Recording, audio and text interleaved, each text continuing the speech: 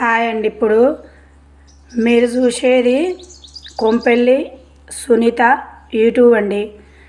ఇప్పుడు నా ఛానల్ చూసే వాళ్ళు మొత్తం లైక్ చేయని వాళ్ళు ఉంటే మాత్రం ఫస్ట్ అయితే నా వీడియోలోకి వెళ్ళేసి లైక్ చేసి షేర్ చేసుకోండి. తప్పకుండా ఈ వీడియోని మాత్రం మీరు ఫాలో చేయండి.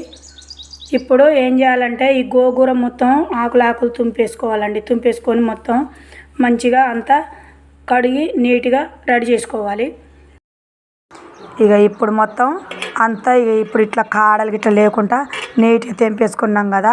మొత్తం ఇప్పుడు మెత్తగా కోసి కడుక్కోవాలి ఇక వాటర్ పోసి.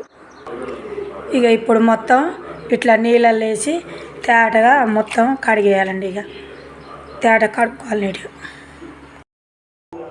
ఇంకా ఇప్పుడు గోంగూర, పచ్చిమిర్చి, ఉల్లిగడ్డలు మొత్తం ఇప్పుడు ఇట్లా రెడీ చేసుకోవాలి. ఇక కూర వండటం స్టార్ట్ చేస్తా. ఇప్పుడు ఇట్లా కళాయి పెట్టుకొని మనం నూనె పోసుకోవాలి సరిపోను. ఇంకా అట్లా నూనె వేడైనాక తాలింపు గింజలు వేసుకోవాలి. ఇప్పుడు ఉల్లిగడ్డ ఇప్పుడు ఉల్లిగడ్డ పచ్చిమిరపకాయలు అట్లా వేగినాయి కదా. గోంగూర వేసుకోవాలి.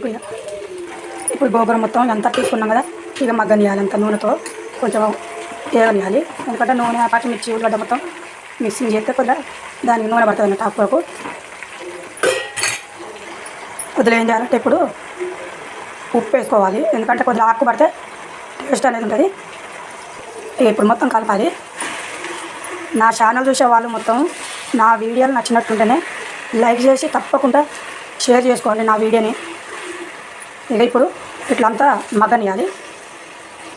ఇంకా ఇట్లా మొత్తం ఉడకనియాలి. ఎందుకంటే ఉట్టి కారం వేయండి. ఉట్టి కారం అయితే నాకంత ఏం ఇష్టం అని పేరు. అందుకోసమే పచ్చిమిర్చి ఉల్లిగడ్డతో గోంగూర చేసేస్తాను నేను. ఇప్పుడు ఇక మొత్తం గోంగూర అంతా ఇప్పుడు ఇట్లా ఉడికేసింది ఇక మెత్తగా.